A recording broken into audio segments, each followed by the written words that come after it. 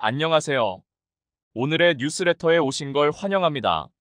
지역 안보 상황이 점점 복잡해지고 국제 권력 경쟁이 끊임없이 증가하는 가운데 국방 능력과 군사력을 강화하는 것은 많은 국가들에게 최우선 과제가 되었습니다.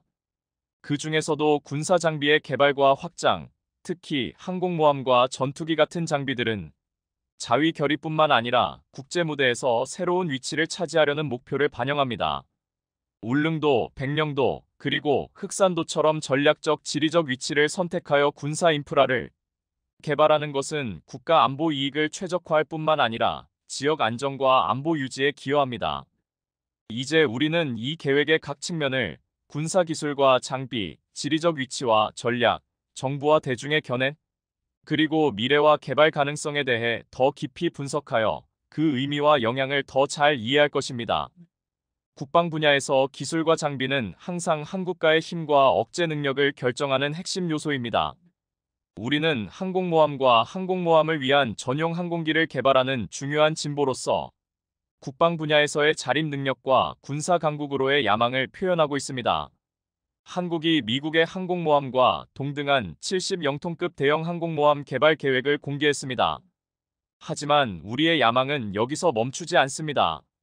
더욱 대담한 계획이 비밀리에 진행되고 있습니다. 동해에는 울릉도가 있고 서해에는 백령도가 있으며 남해, 특히 서해 최남단에 위치한 흑산도로 남해를 커버하며 이 세 지점은 한국에 대한 중요한 전략적 삼각 중심을 형성합니다. 현재 이 세 섬에는 침몰할 수 없는 함대가 건설되고 있습니다. 우연히도 이 세 위치는 모두 지리적 및 군사적 관점에서 중국, 일본, 북한을 감시하고 억제하는 데 매우 유리한 전략적 위치에 있습니다. 이 프로젝트의 외관은 분명한 군사적 목적을 연상시킬 수 있지만 한국군은 이들이 순수한 관광 목적으로 건설되고 있다고 확언합니다. 따라서 이 모든 내용을 검토한 후 이 프로젝트의 진정한 목적을 평가하는 것은 개인의 관점에 달려 있습니다. 먼저 동해에 위치한 울릉도는 자연의 아름다움뿐만 아니라 지리적, 군사적, 역사적으로 중요한 역할을 하는 것으로 유명합니다. 특히 독도와의 관계에서 그렇습니다. 독도도 이 바다에 위치한 또 다른 작은 섬 그룹으로 한국에 대한 전략적 중요성으로 알려져 있습니다. 울릉도의 지리적 위치는 동해의 중요한 다른 지역과의 전략적 연결고리를 만들며 독도와 가깝습니다. 독도는 작고 공간이 제한되어 큰 군사시설을 건설하는 데는 제한이 있지만 울릉도는 군사작전 및 지역 감시를 위한 더 견고한 지점을 제공합니다. 울릉도의 군사적 및 지리적 중요성을 감안할 때 섬에 새로운 공항을 건설하는 프로젝트는 특별한 관심을 받고 있습니다. 이 프로젝트는 민간 목적뿐만 아니라 군사적 요구를 충족할 잠재력도 가지고 있어 지역 감시 및 방어 능력을 강화하는 데 도움이 될 것입니다. 건설 계획에 대한 자세한 정보는 2026년 완공 예정이며 활주로 길이는 약 1~2km, 폭은 36m입니다. 이 크기는 인천이나 김포와 같은 큰 국제공항보다는 작지만 울릉도의 지형 조건과 사용 요구에 적합한 선택입니다. 울릉도 공항은 많은 승객 및 화물을 처리하기 위한 목적이 아닙니다. 주요 목적은 섬의 교통 및 관광 발전을 지원하고 필요한 경우 전략적 군사 요구를 충족하는 것입니다. 군사시설로 설계되지 않았지만 이 새로운 공항은 특히 긴급 상황에서 또는 지역 내 다른 시설과 협력하여 안보를 강화하는 데 중요한 요소가 될 수 있는 능력을 가지고 있습니다. 그러나 일부 군사 애호가들과 전문가들 사이에서는 이것이 완전한 규모의 군용 공항이 아니라 할지라도 중간 기착지로서 공군 항공기에게 역할을 할 수 있다는 의견이 있습니다. 즉, 전투기가 연료를 보충하거나 탄약을 재보급하는 장소로서 훈련이나 전투 중이거나 긴급 착륙이 필요할 때 서울공항으로 돌아가지 않고 여기에서 빠르게 재정비하고 준비할 수 있어 예비기지의 역할을 수행할 수 있습니다.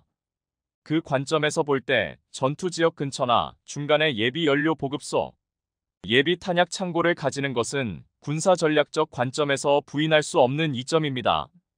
전시에는 항공모함의 역할이 특별히 중요해집니다. 특히 1km 길이에 침몰할 수 없는 항공모함 사용은 많은 사람들의 관심을 받는 주제가 되었습니다.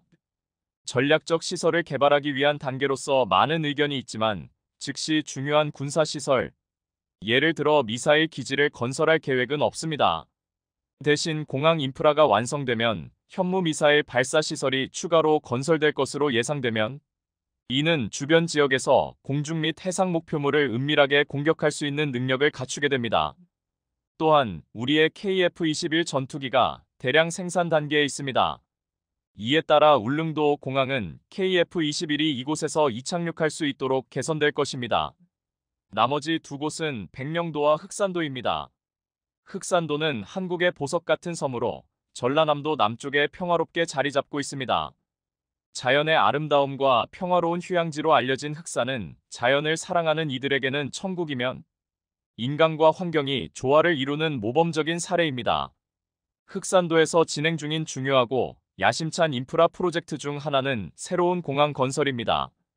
2027년 완공 예정인 흑산공항은 1km 길이와 35m 너비의 활주로를 갖추고 있으며 이는 지역 개발에 대한 약속을 반영할 뿐만 아니라 한국과 세계의 다른 지역과의 연결성과 편의성을 향상시키는 데 기여합니다.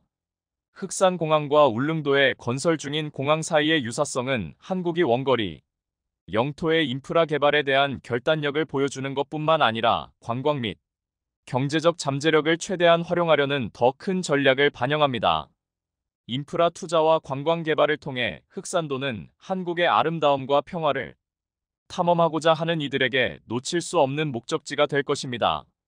새로운 공항으로 인해 섬은 더 쉽게 접근할 수 있게 되며 세계의 한국의 숨겨진 보석을 발견할 기회를 제공합니다.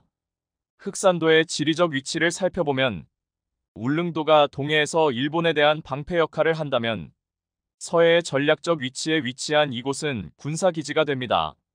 이는 중국이 서해를 통해 동해와 태평양으로 이동하는 경로에 정확히 위치합니다. 강력하고 침몰할 수 없는 항공모함의 고정된 정박지가 됩니다. 특히 중국에게는 매우 불편한 기지가 될 것입니다. 우리에게 매우 익숙한 이름인 백령도도 있습니다. 백령도는 한국 북부에 위치하며 서울보다 평양에 더 가깝습니다. 이는 백령도를 국방 관점에서뿐만 아니라 지리적 특성으로도 특별하게 만듭니다. 평양까지 거리는 146km, 서울까지는 201km입니다. 백령도는 자연스럽게 매우 중요한 군사 전략 지점이 되었으며 한국 해병대, 특히 제육해병여단이 항상 이곳에 배치되어 있습니다. 북한에게는 이 섬이 자신들 영토 바로 옆에 있는 거대한 군함처럼 큰 우려의 대상입니다. 중국에게도 비슷한 상황이 발생하는데 이는 백령도가 동중국해로 나가는 경로에 위치하기 때문입니다. 이로 인해 북한과 중국 모두에게 불안함을 주며 백령도의 군사적 가치는 한국이 통일된 후에도 유지될 것입니다. 군사적 관점에서 백령도는 그 지리적 위치와 전략적 가치에 기반하여 한국의 가장 중요한 섬 중 하나로 평가됩니다. 또한 여기에는 울릉도와 흑산도와 비슷한 규모의 새로운 관광용 공항이 건설될 예정이며 이는 주변 지역, 특히 북한과 중국의 일부 지역이 군사적 사정거리 내에 들어오게 함으로써 중국에게 특히 불편한 시설이 될 것입니다. 백령도, 울릉도, 흑산도에서 건설 중인 공항들을 살펴보면 이들이 한국 주변을 거의 완벽한 삼각형으로 형성하며 내부에서 중국과 일본을 향해 세계의 방패 역할을 하는 것을 볼 수 있습니다. 비록 백령도가 이미 중요한 군사기지로서의 역할을 하고 있지만 추가적인 공항 건설은 섬의 군사적 능력을 향상시킬 것입니다. 마찬가지로 울릉도에 군사 인프라를 설립하는 것은 이 지역에 더 큰 안심을 가져다 줄 것입니다. 이 공항들을 건설하는 주된 목적이 지역 사회에 봉사하고 관광을 촉진할 수 있음에도 불구하고 충돌 상황에서 군사적 목적으로 사용될 수 있다는 사실은 부인할 수 없습니다. 이는 전국의 다른 인프라 시설들이 그러하듯 강남과 경기도의 아파트 단지가 전쟁 상황에서 전투 참호로 변할 수 있듯이 이 공항들도 마찬가지입니다. 얼마 전 한국형 전투기 KF-21이 극한환경 시험을 통과했다는 소식에 중국이 소스라치게 놀라고 있습니다. 10년이 넘도록 막대한 자본과 인력을 쏟아부었던 중국산 전투기가 갑자기 초라하게 느껴지면서 또다시 자격지심을 발동했다고 하는데요. 그런데 여기에 더해 최근 KF-21의 강력한 함방이 공개되면서 중국이 감히 비빌 수도 없는 엄청난 스펙이 공개됐다고 합니다. 오늘은 떠들썩한 KF-21의 소식에 대해 자세히 알아보겠습니다.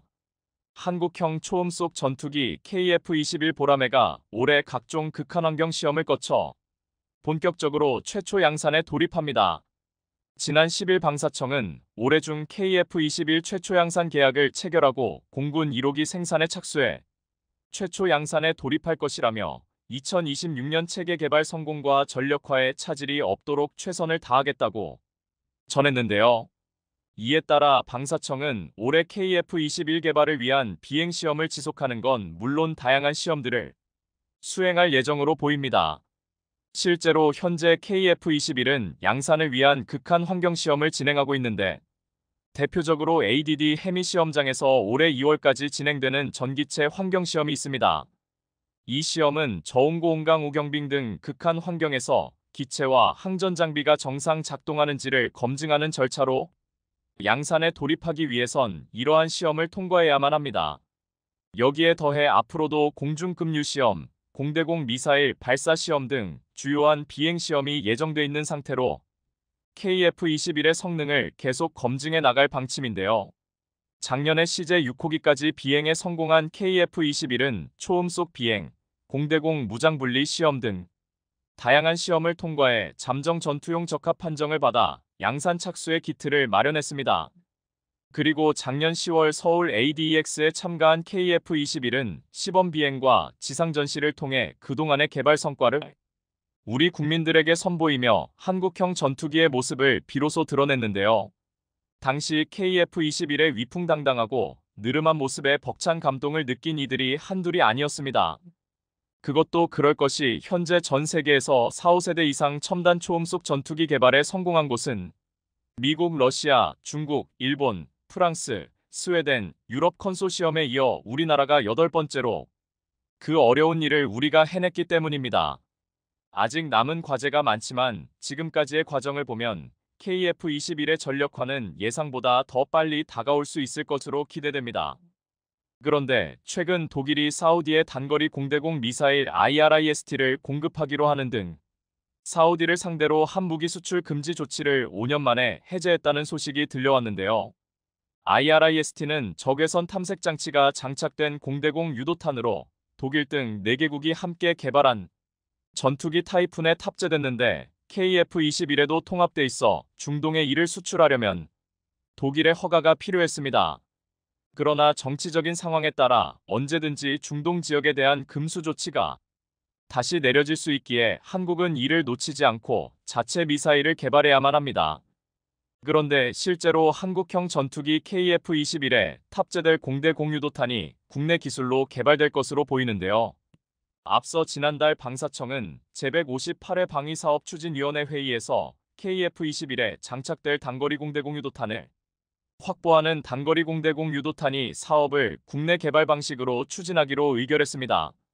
방사청에 따르면 2035년까지 5,919억 원이 투입되는 이 사업으로 KF-21에 장착될 유도탄을 먼저 개발하고 추후에 다른 기종에도 장착될 수 있도록 항공기 무장체계 통합 측면에서 살펴보겠다는 방침입니다. 그렇다면 대한민국이 단거리 공대공 유도탄 개발을 서두르는 이유가 무엇일까요? 이번에 방사청은 단거리 공대공 유도탄 개발이 KF-21 전투기의 수출 경쟁력을 높이는 데에도 엄청난 효과가 있을 거라고 내다봤습니다. 사실 UAE, 사우디 등 중동 국가에서 KF-21에 대한 지대한 관심을 보이고 있지만 KF-21에 통합된 미티어나 IRIS-T 모두 독일의 수출 허가가 필요한 상황이기 때문입니다.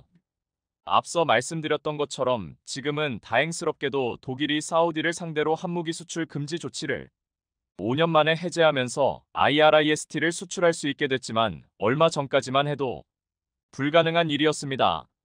실제로 2019년부터 독일은 사우디가 발주한 미티어와 IRIS-T 공대공 미사일 수출을 금지했었는데 이달 14일이 돼서야 IRIS-T 150발을 수출할 수 있도록 허가한 겁니다.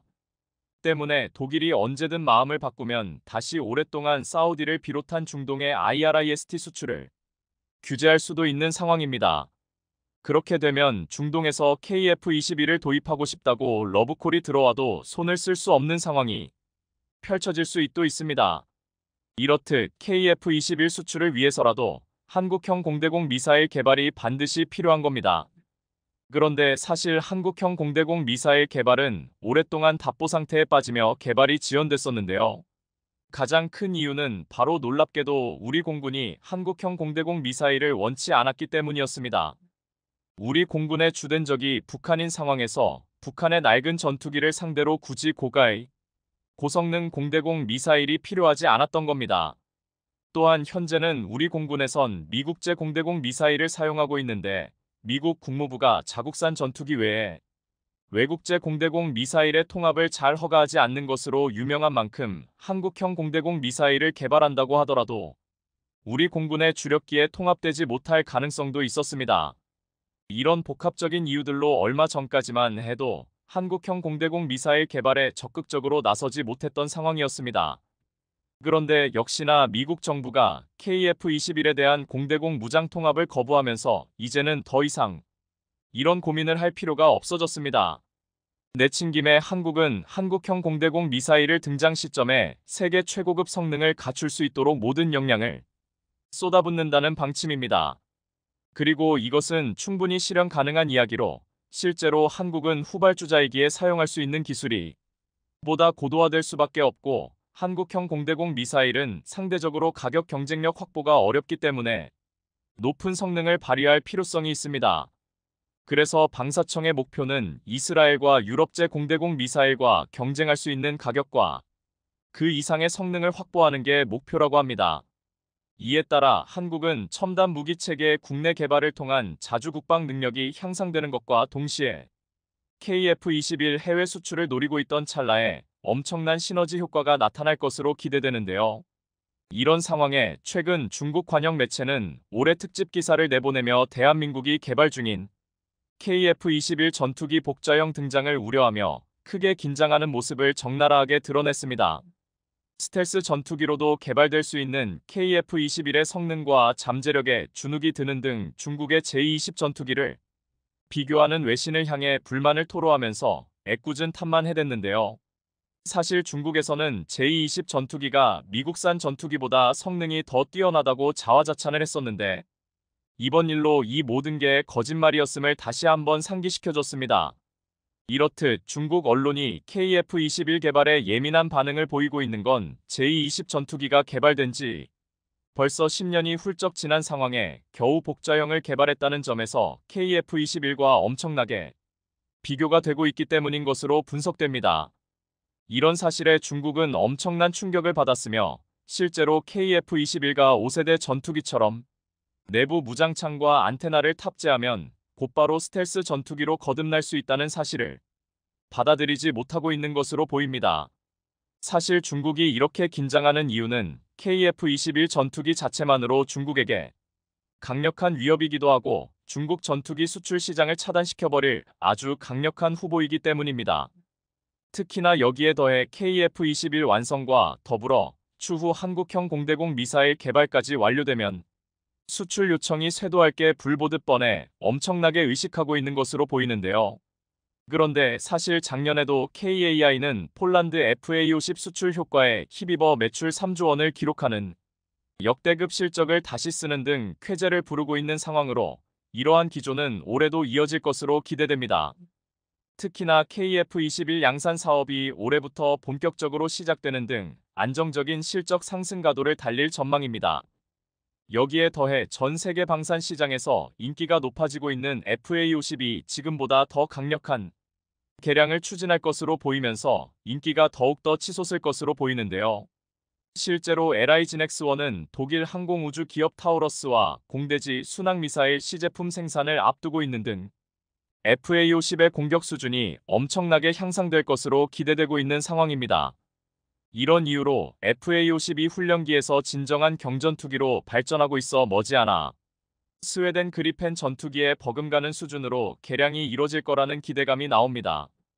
방상업계에 따르면 앞서 LI지넥스1과 타우러스가 공대지 순항미사일 TAURUS KEPD-350K 공동 개발을 추진하기로 하면서 현재 기술 고도화 작업은 물론 다양한 테스트를 진행해 FA50 성능 향상에 힘을 쏟고 있는 것으로 전해집니다. 실제로 타우러스는 TAURUS KEPD 350K의 본격적인 개발을 시작한 뒤 2025년 시제품을 선보이고 테스트 단계를 거쳐 본격 양산에 들어갈 것으로 보이는데요. KEPD 350K는 현재 개발의 초기 단계로 기존 KEPD 350K 모델과 동일한 기술을 갖게 되는 것으로 알려졌습니다. 현재 운용 중인 KEPD 350K는 동종 미사일 가운데 가장 긴 500km 이상의 사거리와 정확도를 비약적으로 높인 공대지 미사일입니다. 이는 별도의 항제밍 시스템이 필요 없는 유일한 순항 미사일로 480kg에 달하는 탄두를 정확하게 표적에 도달시킬 수 있습니다. 때문에 유사시 휴전선 이남의 안전한 지역에서 북한 전역을 공격할 수 있어 전투기의 생존성을 높여줄 수 있습니다. 관통력도 뛰어나 지하의 견고한 표적을 비롯해 강화 콘크리트 구조물과 같은 지하 군사시설을 효과적으로 타격할 수 있는 무기로 평가받고 있는데요. 그런데 2년 뒤 생산될 KEPD 350K는 KEPD 350K보다 더 작은데 사거리와 파괴력은 더 향상돼 FA50뿐만 아니라 차세대 전투기 KF-21의 공대지 무기 강화에 적합하다는 평가가 나옵니다. 어찌됐든 이러한 기반을 바탕으로 향후 KF-21까지 수출이 확대될 수 있는 기대감이 커지고 있는 상황으로 전 세계 방산 시장 내에서 보람의 전투기의 가치는 우리가 상상하는 것 이상으로 보다 더 커질 것으로 보입니다. 글로벌 경전투기의 표준이 되고 있는 FA50의 몸값이 나날이 치솟고 있다고 합니다. 앞서 FA50을 도입한 폴란드의 초특급 배송을 완료하면서 또 한 번 전 세계 방산업계를 감동시킨 건 물론 이번에는 신무장 통합 소식이 전해지며 FA50 구입을 희망하고 있는 국가들의 구미를 당기고 있는 건데요. 해당 소식에 유럽은 물론 중동까지 난리가 난 상황으로 중앙아시아까지 FA50을 향해 러브콜을 보내고 있다는데 영향력을 무한 확장 중인 FA50에 대해 자세히 알아보겠습니다. 최근 마리우시 부아슈차크 폴란드 국방장관이 SNS를 통해 한국산 경전투기 FA50이 마지막 주문 물량을 인도받았다고 공개하면서 해당 소식을 알게 된 유럽 지역이 발칵 뒤집어졌습니다. 올해 7월 처음으로 FA51 2호기 인도받기 시작한 폴란드가 불과 5개월 만에 12대 모두를 초특급으로 공급받으면서 한국 방산의 빠른 배송이 다시 한번 부각된 건데요. 여기에 더해 최근 폴란드 군사 전문지 디펜스24에서 FA50에 대한 분석 기사를 보도하며 FA50의 블록 20 버전을 미리 조명하며 벅찬 기대에 부푼 모습을 보였습니다. 디펜스24는 KAI는 FA50을 AIM-120 AMRAAM 레이더 유도 미사일로 무장해 제공 작전을 펼칠 수 있는 전투기로 만들 계획이라며 독일과 스웨덴이 합작한 타우러스 KEPD 350 장거리 공대지 미사일과 노르웨이산 대함 미사일 NSM과 통합시킬 계획도 있는 것으로 보인다고 밝혔습니다. 이렇듯 폴란드는 벌써부터 FA50 블록 20을 눈여겨보며 궁극적으로는 FA52 F-16 같은 다목적 경전투기로 한층 업그레이드 될 것이라고 평가하고 있는데요.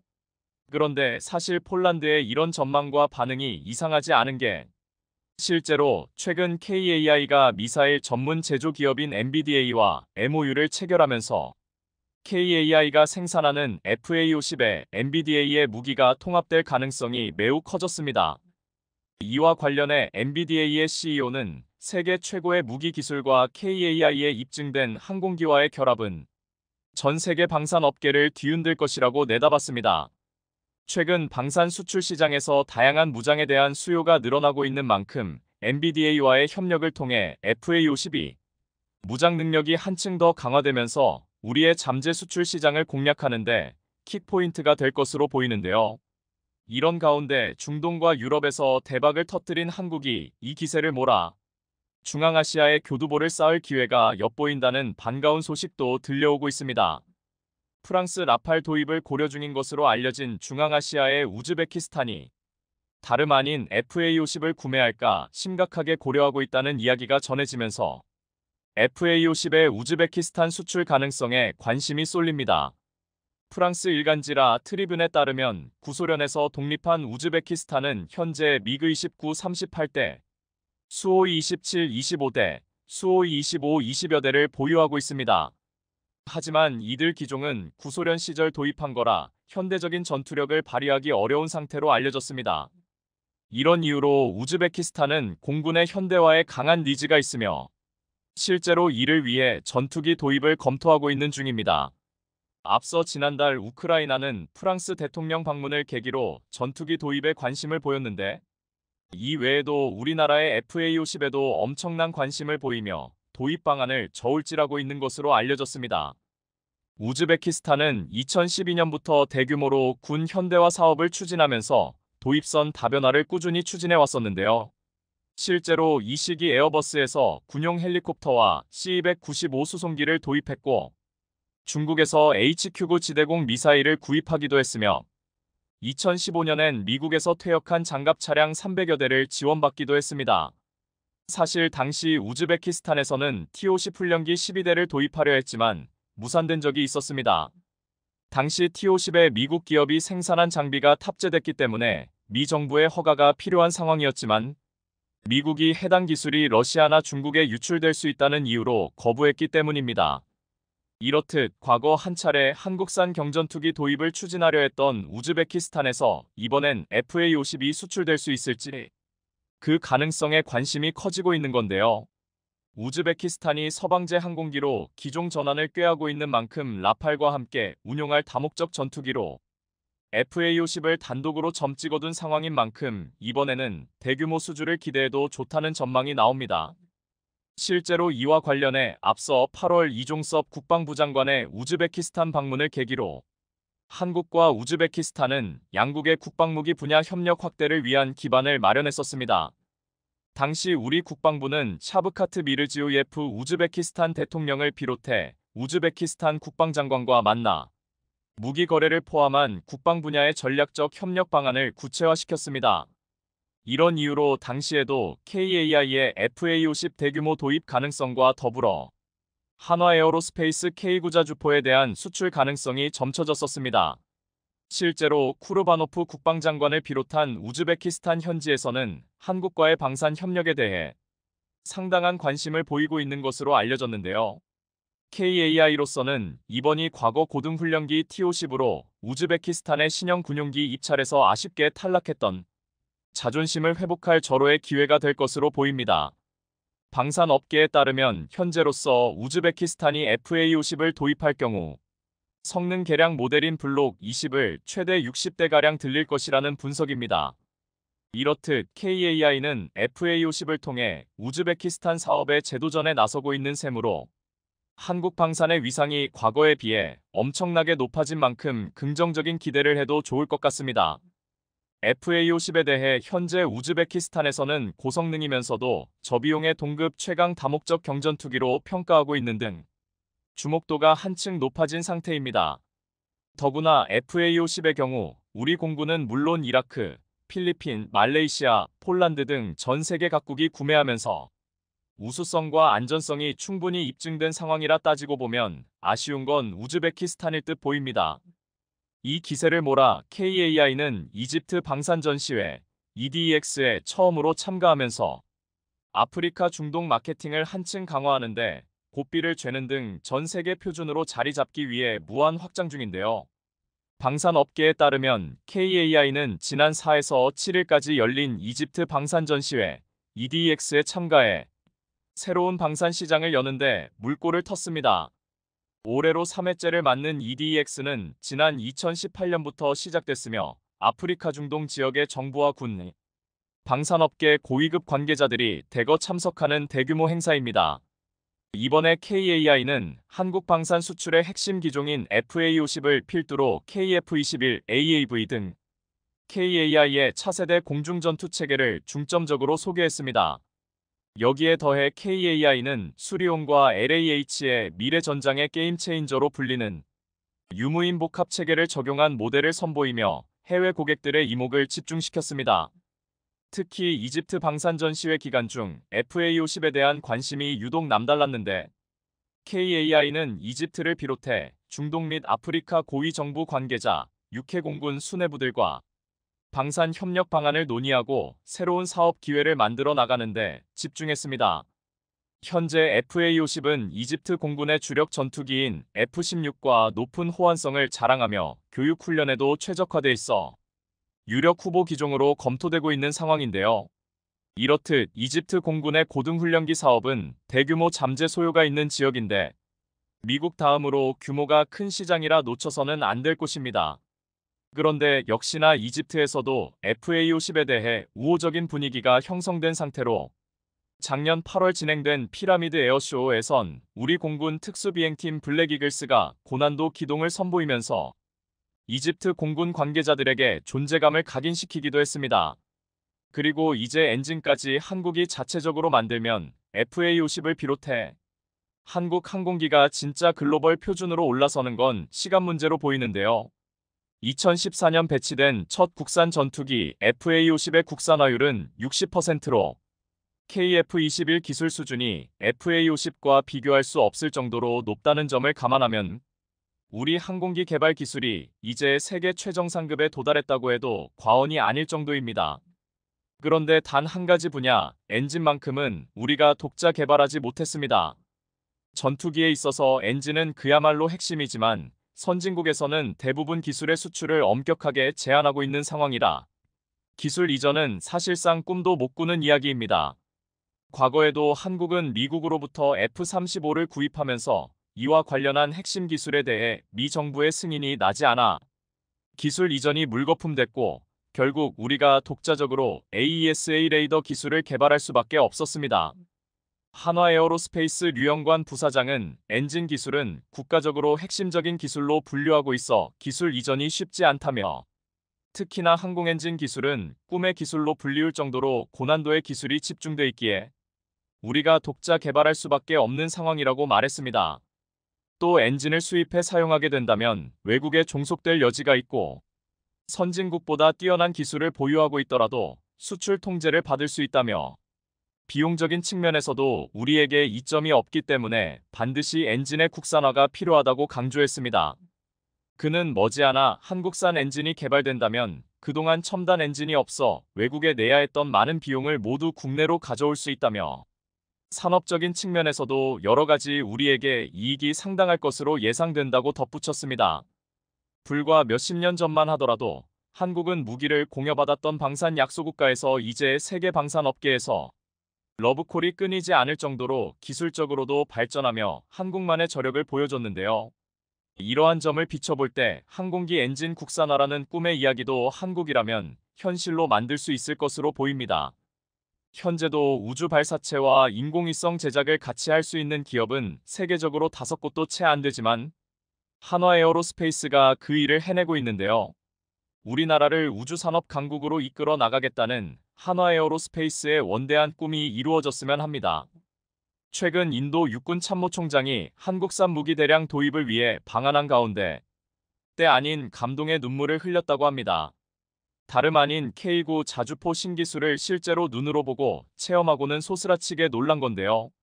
이뿐 아니라 중국을 잡으려면 한국 무기가 필요합니다. K9에 이런 기능이 있었다고요? 라는 말을 연신 내뱉으며 K9가 공개한 역대급 신기술에 푹 빠졌다고 합니다.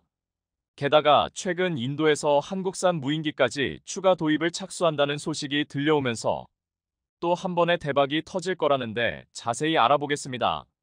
전 세계가 그러했듯 앞서 중국에서 발생한 감염병 사태로 인해 인도 역시 심각한 피해를 입은 가운데 전 세계가 그러했듯 앞서 중국에서 발생한 감염병 사태로 인해 인도 역시 심각한 피해를 입은 가운데 최근 중국 때문에 또 다시 비상사태가 발생했다고 해 발칵 뒤집어졌습니다.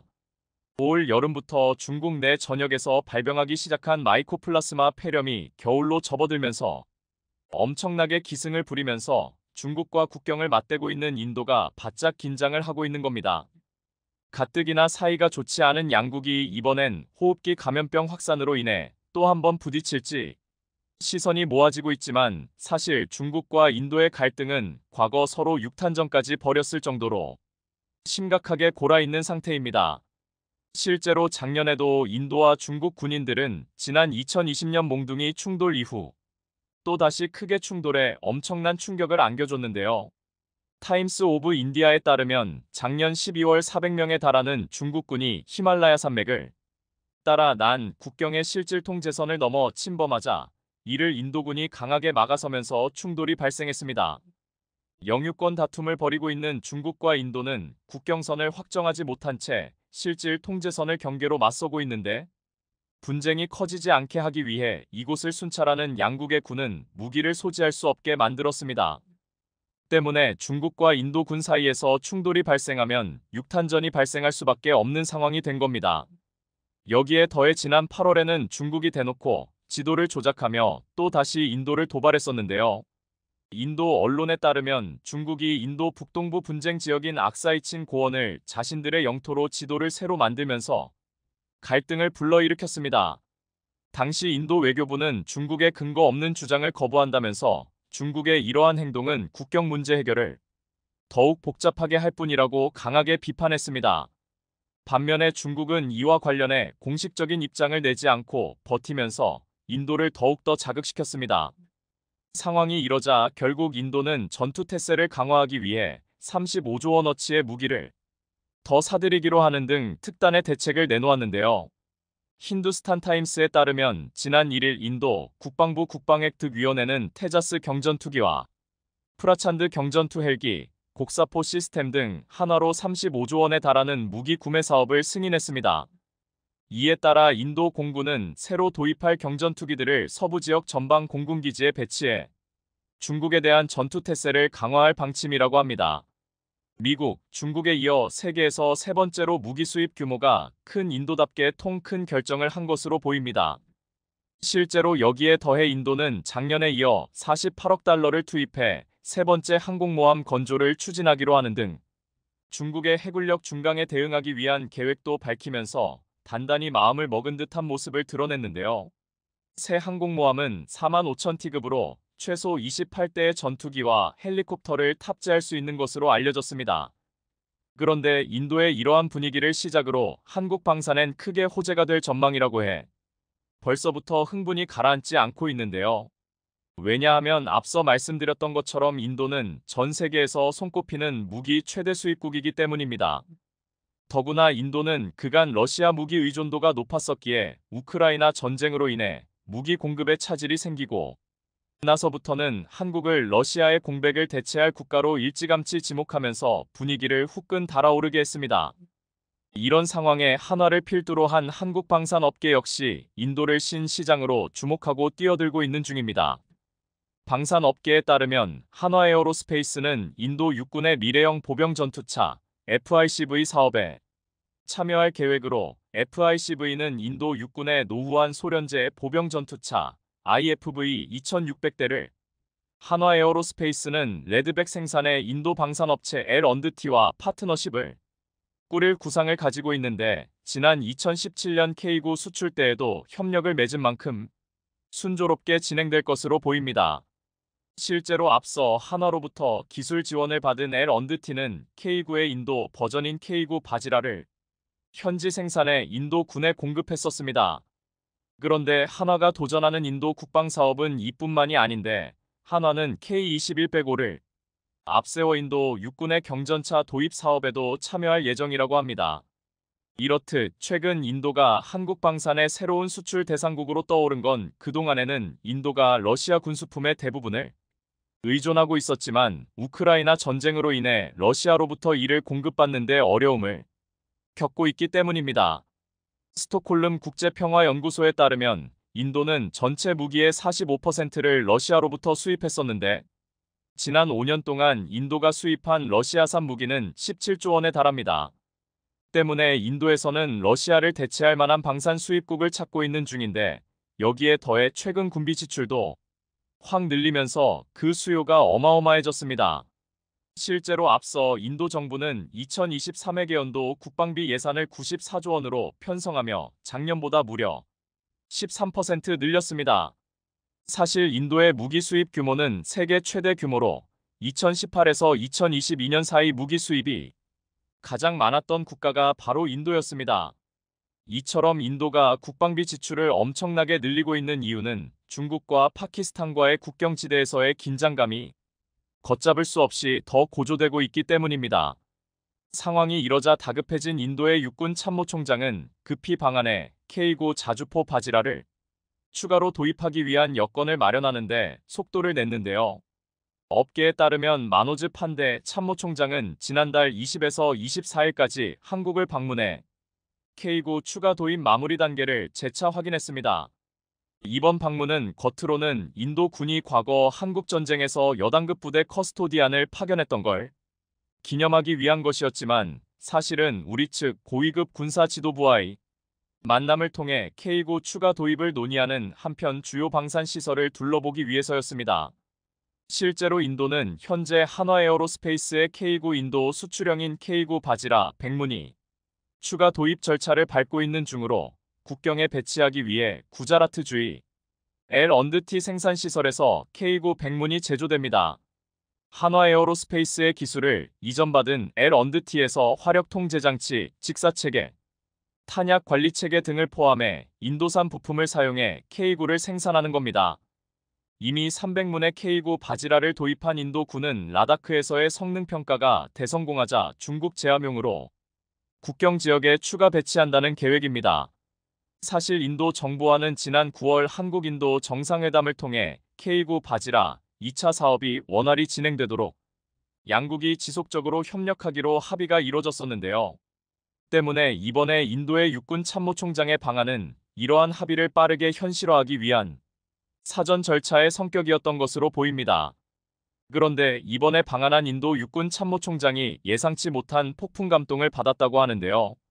원래도 성능에 대한 신뢰도가 높았던 K90i 심장격인 파워팩을 10분 만에 교체하는 신기술을 선보이자 깜짝 놀라 흥분을 감추지 못한 겁니다. 그것도 그럴 것이 과거 K9의 파워팩은 정비를 위해 차체에서 꺼내는 데에만 수시간 걸렸지만 최근엔 10분이면 꺼낼 수 있도록 차체 설계를 보완한 덕분에 가능해졌습니다. 이번에 한화에어로스페이스 사업장을 둘러본 인도 육군 참모총장이 이를 보고는 소스라치게 놀랄만한 이유가 있었던 겁니다. 또한 인도 육군 참모총장은 거친 주행에도 전조등이 부서지는 일을 획기적으로 줄인 K9의 업그레이드된 모습을 보고서도 연신 입을 다물지 못했습니다. 자주포는 험한 전장을 달리는 일이 많다 보니 전조등이 파손되는 경우가 잦았지만 이를 해결하기 위해 한화는 K9 전조등의 충격 완충 부품을 적용한 겁니다. 이뿐 아니라 K9의 진화는 끝도 없는데 한화에 따르면 K9의 다음 목표는 무인화인 것으로 알려졌습니다. 자동차처럼 방산 분야 역시 무인화 열풍이 거센 만큼 K9 역시 차세대 방산 기술을 접목시켜 경쟁력을 확보하겠다는 구상입니다. 이에 따라 인도는 이번 K9 자주포 대량 생산에 더해 한국산 무인기까지 추가 도입할 준비에 착수했는데요. 실제로 이번에 방한한 인도 육군 참모총장이 한국의 드론 전투부대를 방문했던 일도 이와 무관하지 않습니다. 당시 드론 전투부대를 방문한 인도 육군 참모총장은 진지한 눈빛으로 우리 부대의 국경 관리와 감시 시설을 살펴봤었습니다.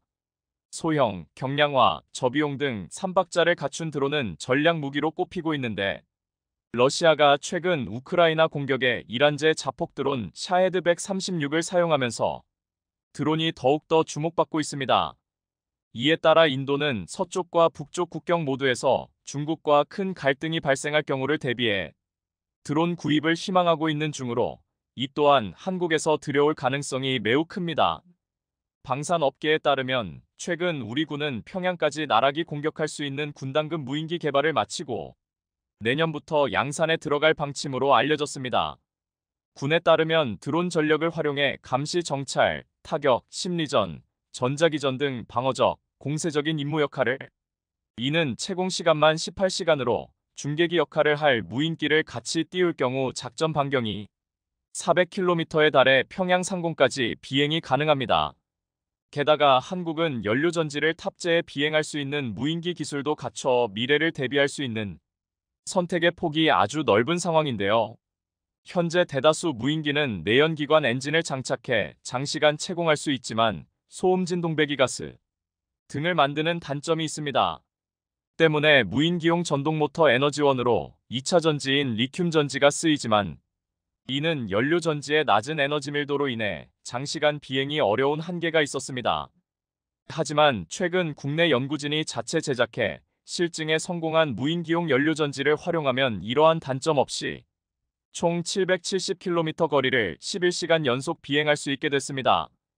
기존 연료 전지가 지닌 낮은 에너지 밀도 문제를 우리 연구진이 고분자 전해질을 활용해 1kW급 연료 전지를 개발하는 등 기술적으로 해결했기 때문입니다. 해당 기술은 앞으로 해안 공중산업 모니터링은 물론 정찰 자산으로도 활용될 수 있어 우리 군에서 상당한 관심을 기울이고 있다는데요. 전 세계 방산 시장에서 매력적인 시장으로 부상하고 있는 인도가 한국을 택하지 않을 이유는 전혀 없어 보입니다. 일본 우주항공연구개발기구는 지난 20일 50개 달 탐사선 슬림 SLIM이 달 상공 15km에서 강하를 시작해 약 20분 뒤 달적도 부근 표면에 착륙했으며 연착륙에 성공했다고 발표했습니다. 슬림은 지난해 9월 7일 일본 규슈 가고시마현 다네가시마 우주센터에서 HEA 로켓 47호기에 실려 발사됐고 25일 달 궤도에 진입한 뒤 20일 0시께 달 표면으로 향해 강하를 시작해 약 20분 뒤 달 표면에 내린 것으로 알려졌습니다. 일본은 슬림이 목표 지점 오차를 100m 이내로 줄이는 핀포인트 착륙을 시도했다고 흥보에 열중하고 있지만 핀포인트 착륙 성공 가능성 여부와 정확한 내용은 데이터 분석 등에 약 한 달 정도의 시간이 걸려 한 달 뒤에나 알 수 있다고 합니다. 한편 보시는 것처럼 일본이 달에 보냈다는 탐사선 슬림의 실제 크기는 저렇게 큰 것으로 나타났습니다. 28kg의 소형 탐사선인 인도의 찬드리아 3호보다 훨씬 큰 탐사선을 보낸 것으로 따라서 일본은 슬림이 달에 내려왔는데 성공하기만 하면 많은 정보를 알려줄 것으로 기대했습니다. 그런데 이날 세계에서 5번째로 달 착륙에 성공하는 성과를 거뒀지만 이 프로젝트를 주도한 구니나카 히토시 일본 우주항공연구개발기구 우주과학연구소 소장은 시종일관 무거운 표정이었습니다. 우주과학연구소 관계자들 대부분이 웃지 않았고 침통한 표정이었습니다. 알고 보니 달 탐사선 슬림 SLIM의 생명선이라고 할 수 있는 태양전지에 문제가 발생해 계획했던 탐사 활동을 지속하기 어려운 상황이 됐기 때문이었습니다. 일본의 달 탐사선 슬림은 20일 오전 0시쯤 착륙을 위한 하강을 시작했습니다. 고도 15km 지점에서 20분간 시속 약 6,400km로 맹렬히 떨어지다 800km로 속도를 급격히 낮춘 뒤 목표했던 지점에 착륙하는 방식이었습니다. 오전 0시 20분 슬림의 상태를 보여주는 화면에서 달 표면에 도착했음을 보여주는 고도 데이터 0이 표시됐습니다. 구니나카 소장은 기자회견에서 연착륙에 성공했다. 슬림이 데이터를 정상적으로 지구에 보내고 있으며 대체로 잘 움직이고 있다고 밝혔습니다. 이 자체만으로 일본이 소련, 미국, 중국, 인도에 이어 세계 5번째로 달 착륙에 성공한 국가가 되는 것이었습니다. 그러나 뒤이어 나온 구니나카 소장의 발언은 그가 왜 시종일관 무거운 표정이었는지를 알게 해주었습니다. 구니나카 소장은 달 탐사선 슬림이 착륙 과정에서 맹렬한 속도를 급격히 줄여야 하는 마의 20분을 잘 넘긴 것처럼 보였으나 잠시 후 태양전지가 발전하지 않는다는 사실이 확인됐다며 슬림을 계속 작동시키기 위해 배터리 모드로 전환했다고 밝힌 것입니다. 이날 아사히는 일본 우주과학연구소의 침통한 분위기를 이렇게 전했습니다. 슬림을 살리기 위해 배터리 모드로 전환했다. 배터리는 몇 시간밖에 쓸 수 없어. 비행 중에 촬영한 영상을 송신하는 작업 때문에 책임자가 기자회견에 나올 수 없었다. 다만 태양의 기울기가 변해 태양전지에 햇빛이 닿으면 배터리가 소진되더라도 슬림이 다시 움직일 가능성이 있다. 달 탐사선이 달에 착륙은 했는데 태양전지는 작동하지 않는다. 전문가들은 태양전지가 태양이 보이는 쪽을 향해야 하는데 착륙 과정에서 기체의 자세가 흐트러져 다른 방향에 놓였을 가능성이 있다고 보고 있습니다. 문제는 슬림의 목적은 태양전지로 발전해 특수 카메라로 달 표면 암석에 포함된 광물 종류 등을 조사하는 것이었습니다. 그런데 태양전지가 정상적으로 가동하지 않으면 달 표면에서 며칠 동안 운용할 예정이었던 슬림은 그저 몇 시간 달 표면에 있었다는 의미만 있을 뿐 몇 시간 만에 멈춰버릴 수도 있다는 이야기가 되는 것입니다. 만일 슬림의 태양전지가 계속 작동하지 않고 배터리마저 닳아서 더 이상 임무를 수행할 수 없다면 일본 탐사선의 달 착륙 성공은 태양전지, 동작, 불능 구동 불가 상태로 사실상 달에 우주 쓰레기만 버리고 온 격이라는 비난을 피할 수는 없을 것입니다. 일본 스스로 이번 달 착륙선의 성공 점수를 겨우 합격선인 60점 정도당 라고 말할 정도인데요. 후지모토 마사키 우주과학연구소 부소장은 기자회견에서 빨리 무슨 일이 일어났는지 알고 싶다. 데이터를 얻기 위해 초조한 상황이라 좀처럼 웃음이 나오지 않는다라고 말했고, 야마카와 히로시 우주과학연구소 이사장은 최저한의 성공은 했다. 일단 착륙했다는 것으로 달 표면에 접근할 길이 열렸다. 라고 말했습니다. 하지만 기자들은 집요했습니다. 이사장에게 이번 프로젝트의 성공 점수 몇 점 정도라고 보느냐고 묻자 야마카와 이사장은 겨우 합격인 60점이라며 굳은 표정을 지었습니다. 한마디로 일본은 지금 세계 5번째 달 착륙 국가가 되었긴 했지만 아슬아슬한 합격 점수를 받고 마음껏 축배를 들지 못하고 상황이 된 것입니다. 이번 달 탐사선 슬림에 거는 기대는 그 어느 때보다 컸습니다. 일본은 지난 몇 년간 계속해서 달 착륙 시도에 실패한 데다가 얼마 전에는 달 착륙선이 달 표면에 추락하는 사고까지 있었기 때문입니다. 일본은 2022년 11월 미국 아르테미스 I 미션의 우주 발사 시스템 로켓에 초소형 탐사기 오모테나시를 실어보냈습니다. 하지만 통신 두절로 달 착륙에 실패했습니다. 이어 일본 벤처 우주기업 ISIS-PAC가 개발한 달 착륙선도 지난해 4월 착륙을 시도하다가 달 표면에 추락했습니다. 이렇게 실패로 점철된 일본의 달 탐사선 슬림이 새로운 희망이 될 줄 알았는데 60점짜리가 되고 말았으니 실망이 얼마나 클지 상상이 됩니다. 결국 슬림은 일본의 태양전지 이미지에 먹칠을 하고 말았는데요. 반면 한국은 이 분야에서 세계 최고 성능의 투명 전지 기술을 개발해 태양전지 분야에서 독보적 기술을 확보했습니다. 최근 한국전자기술연구원 KETI은 고효율 투명 태양 집광 파넬 SC에 적용된 투명 태양전지의 발전 성능을 세계 최고 성능까지 끌어올릴 수 있는 원천 기술을 개발했다고 발표했습니다. 투명 태양전지는 건물의 창호, 자동차 선루프 및 전자기기 등과 결합해 고부가 가치를 창출할 수 있는 기술로 꼽히는데요. 특히 건물이 밀집한 선진국형 도시에선 옥상보다 건물 벽면의 창호로 입사되는 태양광이 더 많아 이를 적극적으로 활용할 수 있는 창호형 투명 태양전지 기술이 주목받고 있는 상황입니다. 그런데 이번에 한국전자기술연구원 디스플레이 연구센터가 개발한 태양전지를 창호 측면에 부착한 결과 태양전지에서 76%의 효율로 발전 가능하다는 사실이 확인된 것입니다. 높은 투과도를 갖는 투명한 창문형 집광판에 첨단 양자점 소재 및 무손실 광도파 기술을 적용한 데 따른 성과였는데요.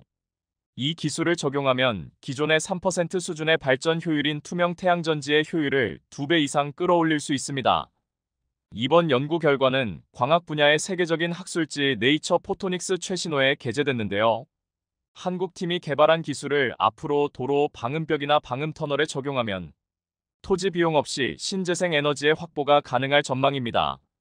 특히 이번 태양전지 기술 개발을 두고 전문가들은 양자점 기술은 우리나라 디스플레이 산업에서 지적재산권과 노하우가 충분히 쌓였기 때문에 태양전지 분야에서도 초격차를 확보하며 세계 시장을 선도할 수 있을 것이라고 전망하고 있습니다. 뿐만 아니라 한국 과학자들은 최근 세계 최초로 차세대 소재와 기존에 쓰이던 유기 발광 소재를 합쳐 수명이 3,000배 이상 늘어난 새로운 발광 소자를 개발해 업계의 주목을 받고 있습니다.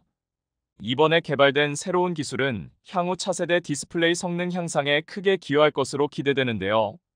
최근 서울대학교 이태우 교수 연구팀은 금속 할라이드 페로브스카이트와 유기 발광 소재를 결합한 고효율 장수명 하이브리드 텐덤 발광 소자 개발에 성공했습니다.